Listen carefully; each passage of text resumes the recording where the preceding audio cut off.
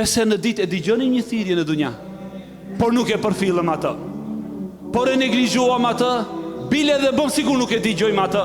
O ju robër të Allahut, do t'i përgjigjemi thirrjes së Allahu xhallahu ala në atë ditë të madhe se kemi çare.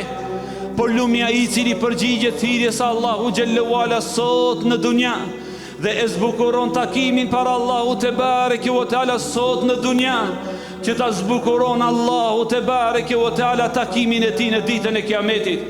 Nuk di o ju vëllezërit e mi që ka fe në faqen e tokës, si Islami që i thërret dashamirët e tij 5 herë në ditë me hayya ala salah, jeni në takim, hayya ala falah, jeni në shpëtim.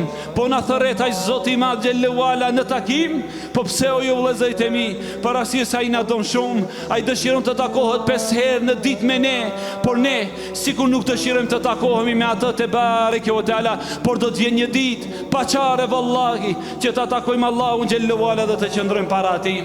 E ka në transmetime ju vëllezërit e mi, se në atë ditë të madhe, parasysh është dita e thirrjes, do të thret Allahu xhallahu ala dhe do të thotë ejnë alladhina ata'uni falam yaruni, ku janë ata që mu bindën në dunja edhe pse nuk më kanë pa? Ku janë ata që shkuan në xhami u falën për Allah? Ku janë ata njerëz që erdhën në këtë xhumë të bukur, Zoti ju shpërblet dhe ju nderoft, që ta dëshmojnë sejdë dhe rukum për Allahun xhallahu ala.